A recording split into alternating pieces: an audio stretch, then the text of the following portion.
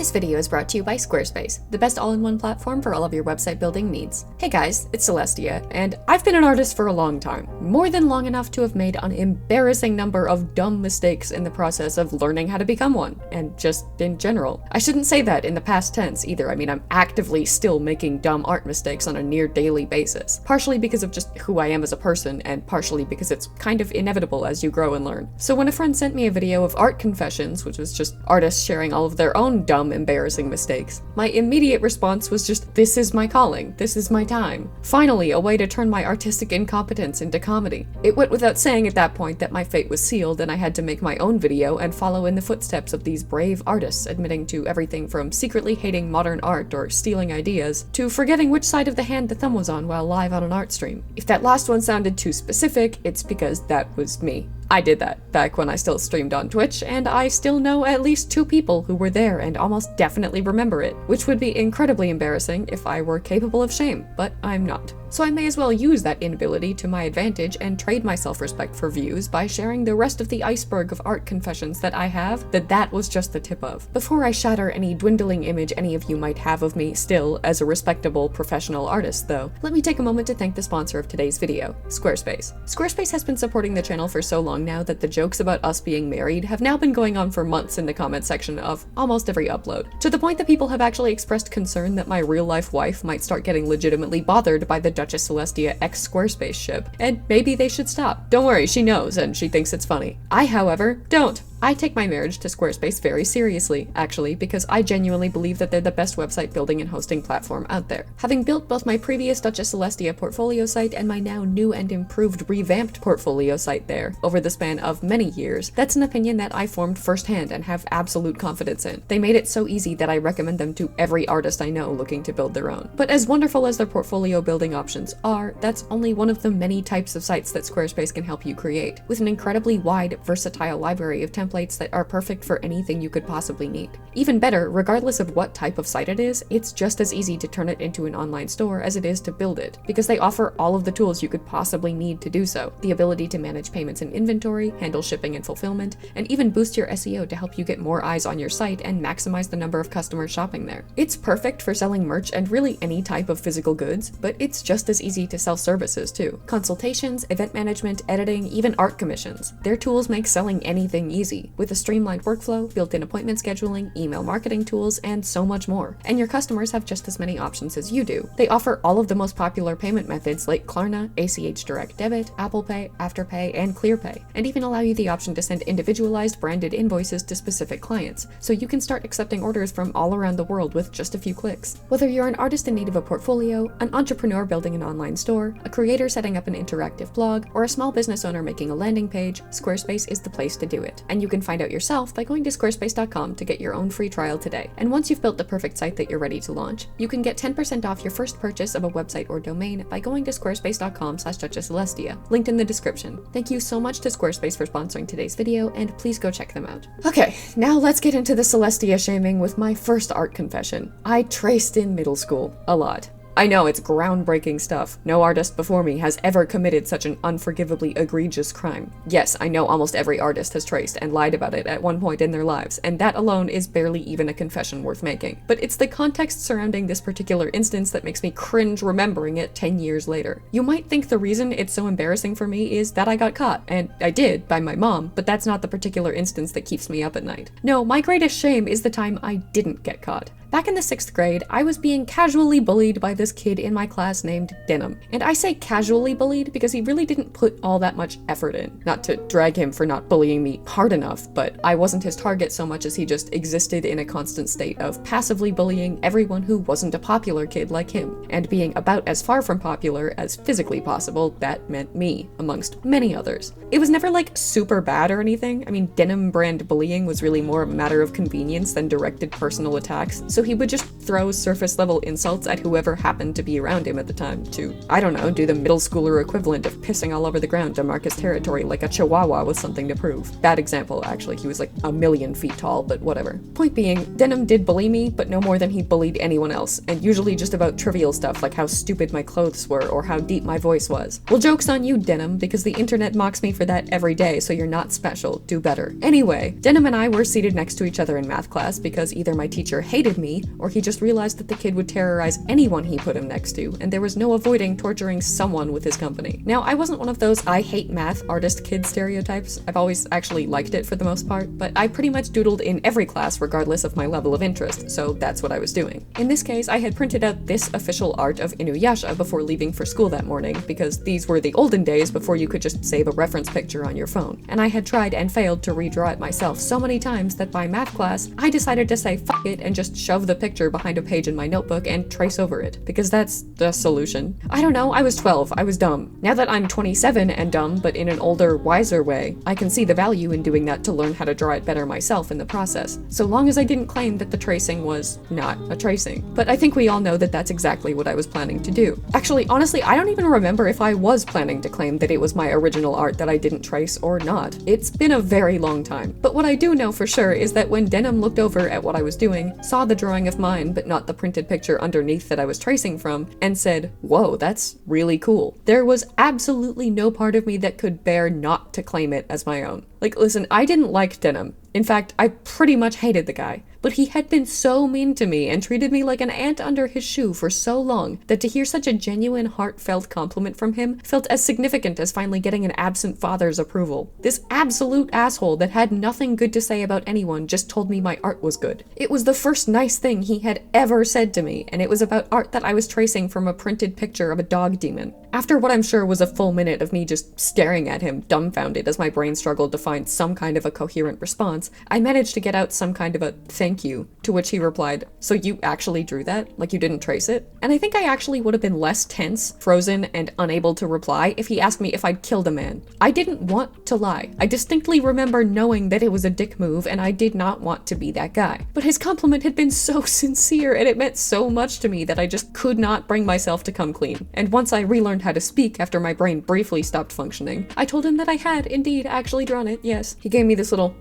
sound and a nod of approval, and then said words that I still remember just as clearly to this day. "You're really good. You should be an artist." I'm pretty sure my heart actually stopped for a second. There's something about hearing your bully tell you out of fucking nowhere that you're good at your passion and you should pursue it that's just so unexpected and shocking and strangely meaningful that I sincerely did not know how to process it. I almost immediately drowned in guilt and regret though, because I hadn't actually earned that praise. So it was like half, "Oh my god, this is the best moment of my life," and half, "Oh my god, I am more of a fraud than Enron and I will never forgive myself for this transgression." But while this was easily one of the most embarrassing dumb art moments in my life, it was also weirdly one of the most productive. I turned my overwhelming shame that back then I was still capable of into motivation directly afterwards and vowed to one day become a good enough artist that I actually could draw an Inuyasha as good as the one that I traced, so that I could be worthy of the praise that Denim, some asshole I didn't even like, had given me. And I actually thought of that moment every single time I wanted to give up. So thanks, I guess, Denim, and sorry I lied. Not that sorry though, because you were a massive dick, but still. Anyway, okay, I rambled way too long about that one. Next embarrassing art confession. For the first 5 years or so that I made digital art, I used Paint Tool Sci, which had a vector line art tool. You could edit every aspect of every line that you drew with it, move each point in any way that you want so it's perfectly straight or rounded and flawless, change the weight of any point so that it's as thick or thin as you want it to be, and so on. I'm pretty sure it's supposed to be for actual vector art so that the lines can be scaled up and down losslessly, but I was very insecure, so I used it for everything. Every time I had to draw a line, I used that tool so I didn't have to even try to make that line look good when I actually drew it, since I could just edit it to perfection after the fact. It was less I'm lazy and want a shortcut, especially given that it wasn't one, it took way longer, and more I spent so long making traditional art and messing up the line art that I have both zero confidence in my ability to draw good line art and an immense fear of even trying. But regardless of the reasoning, it was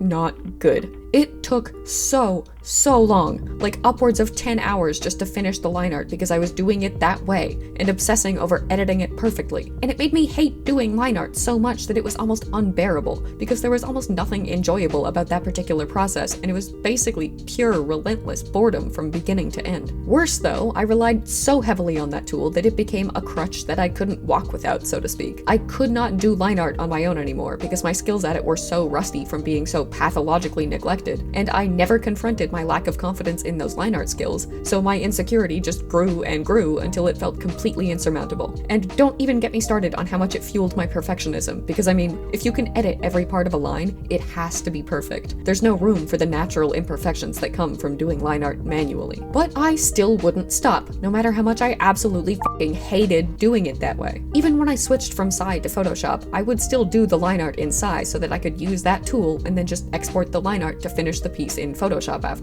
I probably would have kept doing it forever if I hadn't eventually ended up switching to drawing on an iPad that I got from work, which forced me to learn Procreate instead and finally let go of editable line art. I got over my insecurity and relearned how to make confident lines on my own, started embracing the imperfections of natural lines again, and now line art is my favorite part of the creative process, and it takes me maybe half an hour to do what would have taken 10 hours before. But God, looking back, it is so overwhelmingly embarrassing to think about how long I spent not doing that. I even did line art like that on stream, and people asked me why the hell I was doing it that way too. You'd think that would have been a red flag. Apparently not. Speaking of artistic insecurity making me do dumb shit though, time for the next confession. I was terrified of painting for almost a decade and refused to learn how to do it. And it wasn't a lack of interest. I loved the look of paintings and wanted to be able to make them. But I had worked almost exclusively with Faber-Castell markers and alcohol blending brushes for my entire life at that point. And there's just so much control with them. Every stroke looks exactly how you intend it to and can be carefully and precisely executed to achieve a certain look with no risk that the medium itself will prompt mistakes. With paint, it could bleed. You could accidentally use too much water or too little and ruin everything you'd worked on. Your brush could drip on the paper. The colors could blend wrong. There's just so much unpredictability and possibility for things to go wrong no matter how careful you are. I was too much of a neurotic perfectionist to handle that. So instead of confronting my fear of that, I spent almost 10 years taking like 10 times the amount of time it would have taken to paint a painting, emulating the look of a painting with Faber-Castell markers instead. These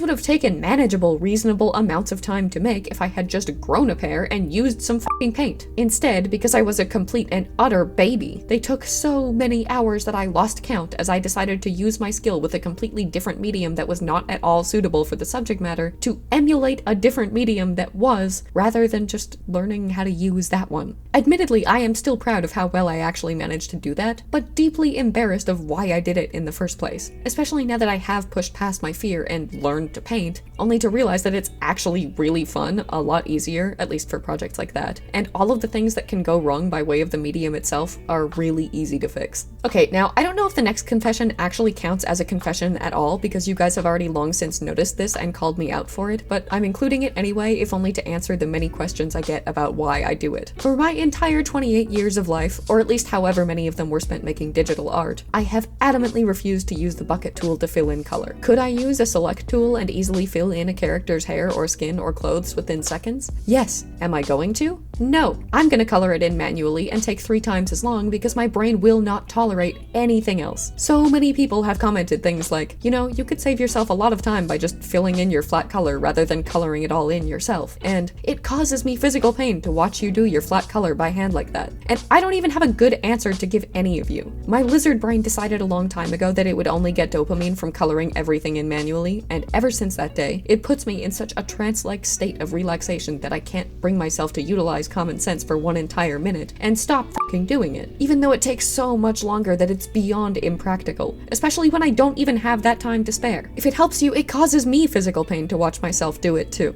Okay, the next dumb art confession is one that has less to do with making art and more to do with selling it, but it's no less embarrassing, so it's earned its spot. The first thing I did when I decided to start pursuing art professionally was to start selling it at conventions, since artist alleys were actually what inspired me to want to make art my job in the first place, and it seemed like the natural starting point. But let me tell you this right now. There's a lot about being a convention artist that you only learn through experience, no matter how much research you do first. Most of what you need to do to prepare and sell successfully, you don't know you need to do beforehand until not doing it makes its importance abundantly clear. Being a convention artist is 90% making unavoidable mistakes so that you learn through trial and error how not to again. And in those cases, making those mistakes isn't embarrassing, it's just necessary. I've made plenty of those necessary mistakes. This was not one of them. Before my first con, I read a million posts saying, don't buy too many prints for your first convention because you don't know how many you'll sell, and it's better to err on the side of caution, stock too few and sell out early, than it is to stock too many and not make back the cost. I also read a million posts saying to do thorough research on local print shops and types and sizes of paper before deciding where and how to get your prints made, so that you get the best price and quality. I had absolutely no excuse at all to completely ignore all of that beyond just the blind, naive, self-assured confidence of an artist with no experience at all whatsoever, that I would be the only singular exception to the rule. It just so happened that I had that confidence in excess because I bought tons of all of my very first prints, and I bought them at Walmart in the photo shop on glossy poster paper. Not the standard paper size either, but specifically the large custom poster size. Do you know how expensive glossy posters are at Walmart? I didn't, because I didn't ask for a quote before starting the printing job, I just started it. I can excuse a lot of my dumb early mistakes because I was 16 when I did that first convention, but not even being 16 can excuse being this dumb. These were my first prints ever. They were not good. I did not need that many of them, and I got copious numbers of them made on the most expensive paper possible at the most expensive possible printer, which ended up costing me over $400. And this was almost 12 years ago, so God knows how much that would cost now. I managed to sell maybe $50 worth of them at most, and the rest have been sitting in a convention bargain bin for sale for $2 each for years ever since, mocking me as they stare at me with their poorly drawn eyes and forcefully remind me of one of my most expensive lessons that I've ever learned. Okay, next confession, and given my very publicly anti-AI stance, probably the one that you clicked this video for, my first real art job was working for AI bros. Technically, in my defense, they were only crypto bros when I worked for them, but let me explain. I did 2 commissions for a guy of his friends as wizards, which he then sent to them as gifts. One of them really liked it and showed it to his wife, who happened to run the marketing department of a crypto investment firm, and she thought it could be a cool marketing idea to get similar fantasy character designs for all of their main team for social media. So she reached out to me. Now, I was 18, I think, at the time, and that was almost 10 years ago when crypto was not the mainstream thing that it is today. So I knew what it was and basic facts about how it worked and pretty much nothing else. In fairness, I still know exceptionally little about it now. So I'm not in a position one way or another to give an opinion on whether or not crypto is good. The volatility and inconsistency of its monetary value and the plethora of crypto scams constantly going around doesn't give me a good impression, and I'll admit to being disillusioned with its association with NFTs, but I'm nowhere near educated enough on crypto to have an informed opinion on it. What I do know, and what makes it embarrassing to have worked for them, is that there's a notorious pattern of 2015 crypto bros turning into 2025 AI bros. And while that's obviously not always the case, it sure as hell was for them. Almost every member of their team that I looked up has now moved on from crypto to some super cool new generative AI projects, which means that the same group that gave me my first art job is now developing and selling tech that aims to eliminate the job they gave me. So while there's no embarrassing horror story about the work that I did for them itself, except maybe for how much I hate it now or the ridiculous amount of time it took me, I am uniquely disappointed that my very cool story about my first client has kind of been tainted by that new context. But anyway, let's move on to the last confession, at least for now, and potentially the most embarrassing one on the list. Back in my DeviantArt days, I stole someone's OC. I was really into a particular anime and was very madly in love with its protagonist, so as one does when one is 13, I obsessively read reader insert fanfiction to imagine what it would be like to finally live in a world where I could fulfill my lifelong dream of 1 month and date him. To be clear, I am a lesbian and I knew that back then too, but while I'm not into real men, the fictional variety have always been an exception, apparently. Regardless, eventually I ran out of reader insert fanfiction. And again, this was back in the olden days, so it wasn't on Archive of Our Own with easily navigatable tags. tags, but rather the now relic of a lost age that is fanfiction.net. So there were no real tags to find these with, and it's an embarrassing confession in and of itself to admit that that meant I spent hours upon hours manually scrolling through page after page of untagged stories with enough dedication to find all of the very few reader insert ones scattered throughout them. Anyway, when I ran out, I moved on to stories that shipped OCs with my beloved protagonist, because I could still effectively imagine myself in the OC's role well enough for them to function as reader inserts, and I found one that was absolutely amazing. The OC was so well written with genuinely interesting lore and had a compelling dynamic with the protagonist, so I could both envision her in my head and, more importantly, envision myself as her strongly enough to live vicariously through her wonderful enemies to rivals to lovers relationship with the fictional love of my teenage life. I liked her so much, in fact, that I decided to draw her, or my own interpretation of her at least, although I changed a lot of aspects of her appearance to suit my own preferences for what I wanted her to look like, which wouldn't have been a problem had I not posted that art of her to DeviantArt, titled it with the original character's actual name from the story, and given no credit at all whatsoever to the author of the fanfic for actually having created her. I think I actually might have outright called her my OC in the description. I sincerely, to this day, have absolutely no clue what compelled me to do this. If I had to guess, it was probably because I really wanted to share the art that I made and was kind of proud of, but didn't want to admit to having read OCX canon fanfiction by crediting the author, because nothing terrifies a preteen more than the idea of being seen as cringe, so I didn't. Which still probably would have been fine if I hadn't titled it with the name that the author gave her, and publicly claimed in the description that she was my OC. Like,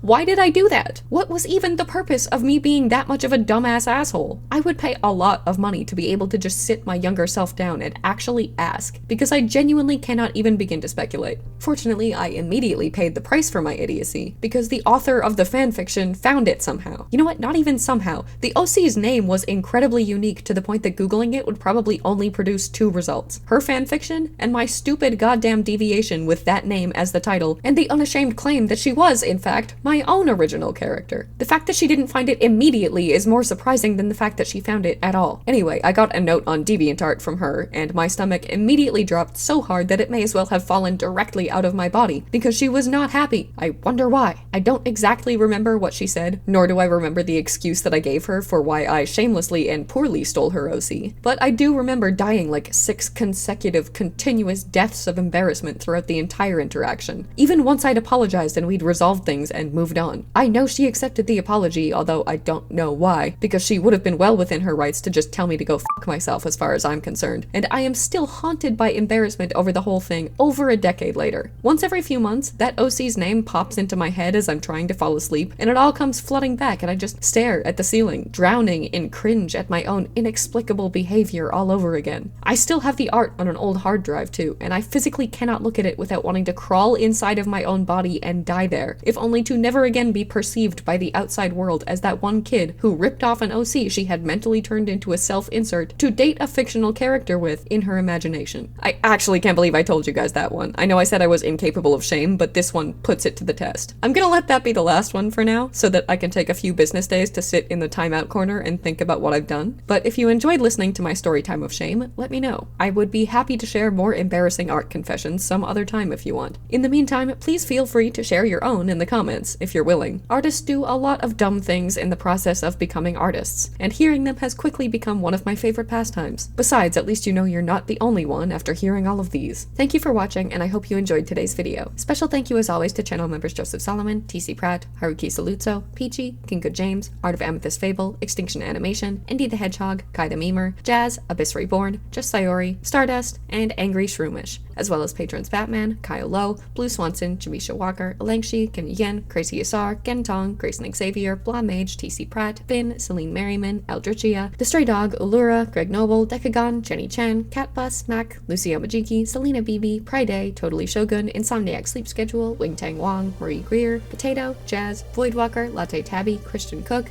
Adam Surovietz, Dorayaki, Varius, and Hailstorm, and I'll see you in the next one.